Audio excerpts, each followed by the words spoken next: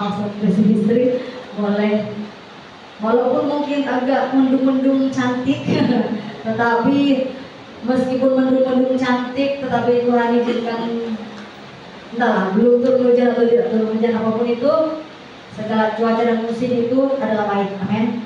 Tetapi Tuhan berkemurahan kali ini hujan. Kita bersyukur juga bersyukur House of Praise Ministry masih ada Om Tante yang sudah datang, masih mau mensupport pekerjaan Tuhan di tempat ini. Makasih Om Adi Berkahan. Juga nama kami sama-sama menjadi berkat keluarga, benar-benar keluar House of Praise Ministry juga yang ada sementara menyaksikan live Facebook kami saat ini. Kita akan sama-sama diberkati dengan kebenaran firman Tuhan. Baik, kita mau belajar firman Tuhan. Kita akan buka pembacaan firman Tuhan pada sore hari ini dalam kitab Lukas. Lukas, kita buka, ayo. Oh handphonenya ada. Oke. Lukas 16. Lukas pasal 16 ayat 10 sampai 18. Tetapi kita hanya akan membaca di dalam ayat yang ke-10. Lukas pasal 16 ayat yang ke-10. Sudah dapat? Berkatakan amin. Kenapa sih Tuhan Yesus pakai perumpamaan? Tuhan Yesus tahu bahwa setiap manusia itu memiliki cara berpikir yang berbeda. Ada yang cara berpikir yang rumit, ada yang cara berpikirnya cerdas, tetapi juga ada yang cara berpikirnya sederhana.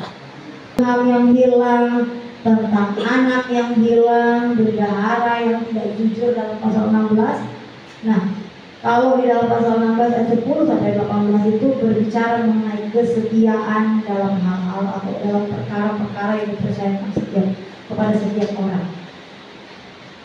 Kita hanya baca ayat yang 10, saya baca lagi. Barang siapa setia dalam perkara-perkara kecil, ia setia juga dalam perkara-perkara besar.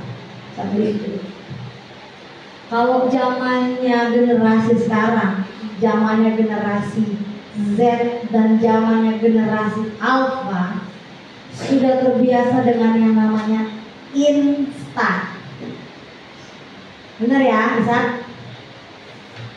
Terbiasa dengan instan, makanya generasi-generasi ini mager. Kemarin tahu tuh mager, malas gerak. Mau sampai mereka ada alat yang bisa untuk memencet saklar nyala mati. Jadi sudah didesain di handphone pakai Bluetooth, mereka mati dari jauh, dari jauh, dari mati cepat, cepat dimatiin, mematikan lampu misalkan saklar. Sampai tunggu 10 menit jadi nasi, bayangkan. Nggak perlu pakai rice cooker lagi, nggak boleh pakai magicom dipencet ini enggak. Hanya cukup dikasih air mendidih kayak bikin kopi. Pasti dunia zaman sekarang memanjakan generasi muda, betul nggak sih? Memanjakan, malas gerak, malas masak, malas ngaron. Untung bisa udah diajarin ngaron nasi. Tiba-tiba hanya taruh di wadah, kedap-kedap, jebret, tunggu 10 menit jadi nasi. Saya pikir memang kecanggihan teknologi ini sebenarnya kalau kita pergunakan dengan cara yang baik pasti positif. Tapi kalau kita pergunakan dengan cara yang tidak baik jadi negatif, jadi males. Amin atau aman? Amin. Paling belakangnya amin, benar, jadi males. Segala sesuatu udah ada benda-bendanya untuk mempermudah. Nah, karena semuanya serba instan, jadi yang kita bisa lihat di dunia ini segala sesuatu pengennya instan. Sekolah maunya instan. Masuk Senin, wisuda Kamis, maunya instan. Cari kerjaan, maunya instan. Walaupun dia S1, S2, kalau nggak ada pengalaman tetap aja jadi buruh atau jadi staff paling sederhana. Memang sudah seperti itu. Ilmu harus disertai dengan pengalaman, tapi itu tidak berlaku untuk generasi-generasi sekarang. Mereka maunya cari kerjaan langsung instan. Banyak seperti itu. Mau mendapatkan ilmu, maunya langsung instan. Belajar di buku, yang beli bukunya harganya jutaan, belajarnya instan. Dari mana? Foto, habis itu nggak dibaca. Segala sesuatu mulai terjadi segala sesuatu dengan cara instan. Nah, dalam firman Tuhan Di dalam Lukas pasal 16 ayat 10, yang namanya instan itu nggak berlaku. Karena dikatakan ketika seseorang mau mendapatkan perkara yang besar, dia harus setia dalam perkara-perkara yang kecil. Barang siapa setia dalam perkara kecil, dia setia juga dalam perkara yang besar. Ketika seseorang melakukan pendakian gunung, nggak mungkin dia langsung naik ke puncak gunung. Dia harus mulai dari dataran paling rendah, paling bawah. Dia harus menapaki dari step yang paling bawah 0 sampai ketinggian berapa ribu kaki. Nggak mungkin ada satu pepatah, tidak mungkin orang akan menjangkau 1000 mil tanpa dia mulai dari satu langkah pertama. Nggak mungkin orang langsung ke garis finish kalau dia nggak mulai dari garis start. Nah, perkara-perkara yang besar yang dipercayakan kepada kita semua harus mulai dari perkara-perkara yang kecil. Amin. Begitu juga pelayanan pekerjaan Tuhan. Saya percaya pelayanan yang sudah besar, gereja-gereja yang sudah berhasil besar, saya tahu mereka memulai dari mungkin persekutuan kecil, ibadah yang kecil. Tetapi ketika mereka mulai setia dengan setiap beberapa jemaat yang dipercayakan, setia pekerjaan Tuhan semakin hari semakin melebar, ya, semakin berkembang, sehingga mungkin kita lihat ada banyak pencapaian di luar sana. Tetapi sebenarnya intinya bukan itu. Mental kita, meskipun kita melakukan perkara-perkara yang besar sekalipun, kalau kita terbiasa untuk instan, maka kita tidak akan merasakan pencapaian seperti seseorang yang mulai sesuatu dari hal yang kecil. Dalam firman Tuhan Yesus sendiri mengingatkan, setialah dari hal-hal perkara-perkara yang kecil, baru kemudian dipercayakan hal-hal yang besar. Beberapa yang didapati jemaat-jemaat yang melayani, mereka kalau disuruh jadi pastor itu apa ya bisa? Pastor itu apa? Pastor, tahu nggak pastor? Pastor itu adalah seseorang yang bertugas untuk merapikan tempat ibadah, merawat tempat ibadah. Nah, kalau di Nabi itu, pastor itu sebenarnya posisinya istimewa. Tapi biasanya pastor itu nada balik, ya betul? Ya, sebelum jemaat datang, kalau semua limpah, tiba-tiba jemaat datang, orang pulang mandi, ya, seperti itu ya, ingat nggak ya? Orang pulang mandi, nanti udah datang. Kita nggak tahu kalau misalnya ada tamu datang ke tempat pelayanan itu, mereka nggak tahu siapa pastornya. Kadang-kadang orang melayani pekerjaan Tuhan nggak mau jadi pastor, ya, nggak mau jadi tukang cuci piring di belakang habis ibadah, nggak mau nyapu lantai, tapi sudah main musik, pimpin pujian, bahkan khotbah, mereka mau.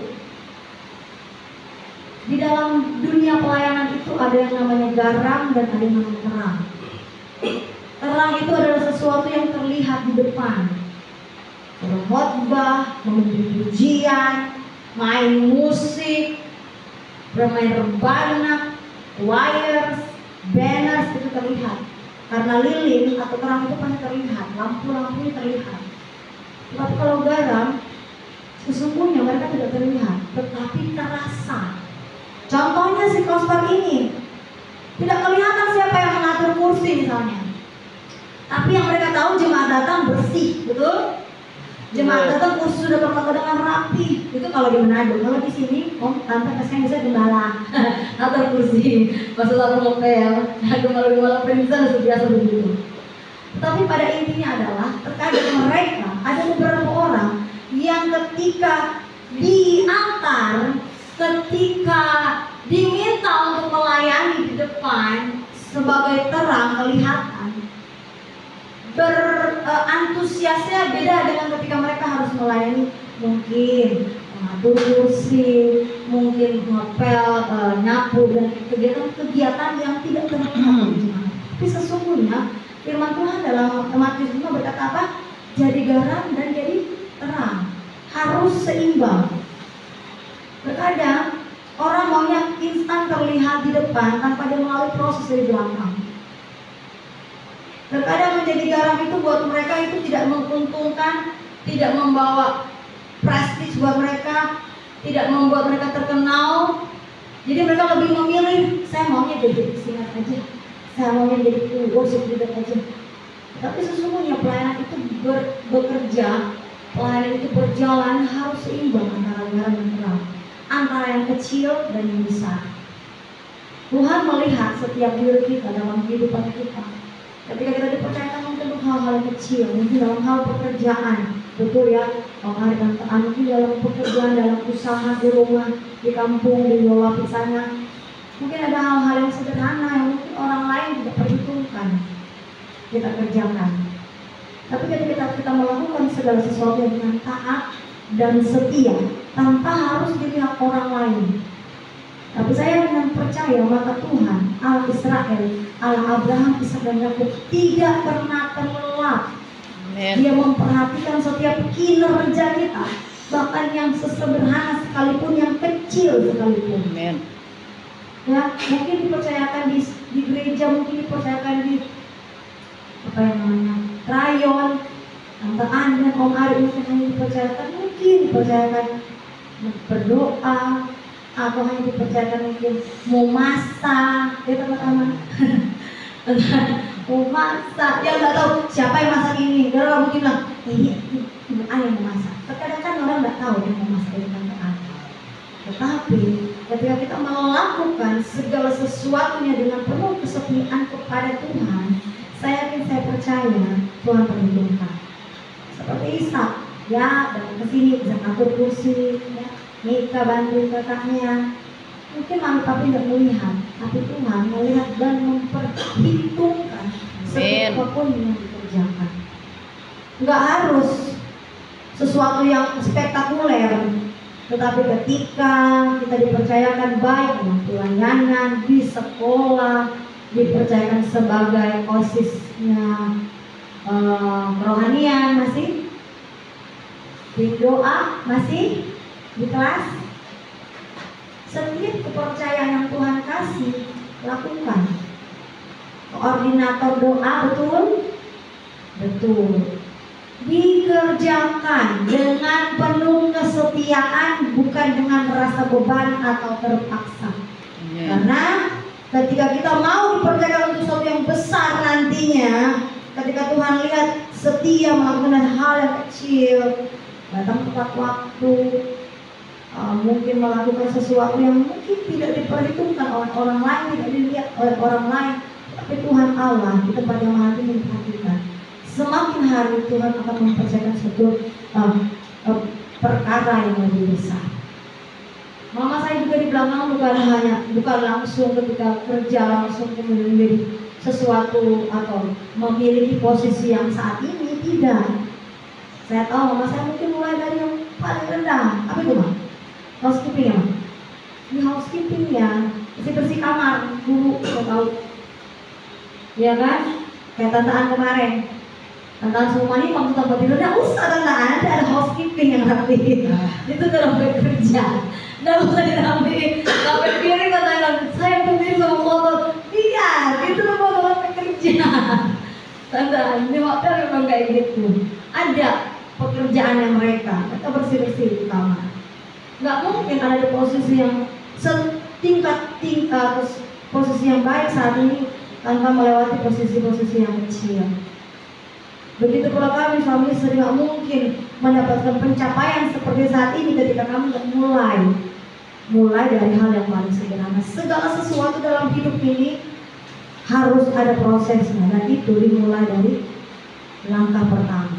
Nggak mungkin ada finish kalau nggak ada start, ya. Nah, mungkin juga mau pancuri start, orang bilang belum tarik jalan, coba lari sendiri, mungkin gitu. Tapi start dengan cara yang baik, awali dengan cara yang baik, walaupun kecil, semakin hari semakin besar. Seperti gelilingan bola salju. Positifnya adalah gelilingan bola salju itu dari atas mungkin hanya sekepalan tangan, sampai di bawah menggelinding sampai di bawah jadi batu yang besar, seperti bentuk batu yang besar. Artinya nggak mungkin ada perkara di dunia ini kalau misalkan yang diizinkan oleh Tuhan langsung instan seperti yang saya bilang dunia sekarang instan. Tidak. Tuhan mau ada proses dalam setiap kehidupan kita, dalam setiap dalam pekerjaan, dalam pelayanan, apapun yang terjadi di dalam kehidupan kita, Tuhan mau kita berproses. Karena apa? Ketika seseorang yang mendapatkan pencapaian dengan cara instan, dia nggak akan mampu. Ketika ada di posisi yang tinggi, kemudian mendapatkan badai, mendapatkan tekanan, mendapatkan goncangan, karena dia tidak melewati prosesnya dari langkah pertama atau dari dasar, kemudian tengah, atas.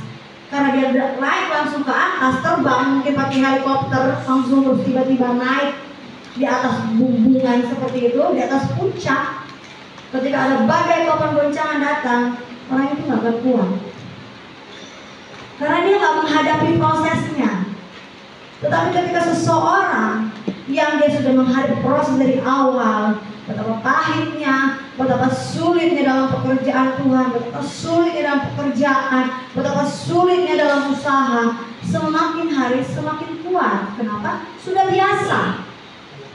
Naik langkah kedua, masalahnya lebih banyak, sudah biasa. Langkah ketiga, masalahnya lebih lagi, sudah biasa. Sampai ke puncak, kita sudah menghadapi semua masalahnya. Hanya tinggal kita bertahan atau tidak. Amin. Amin. Setia dalam perkara-perkara yang kecil, Tuhan akan percaya kita perkara-perkara yang besar. Baik, firman Tuhan sampai di sini saya sampaikan untuk kita. Semangat, setia dalam perkara yang kecil, kemudian Tuhan akan percaya kita perkara-perkara yang besar. Amin. Amin. Mengikuti setiap proses-prosesnya, mulai dari hal-hal yang kecil sampai kita tiba di hal yang besar, kita akan kuat bertahan bersama dengan Tuhan.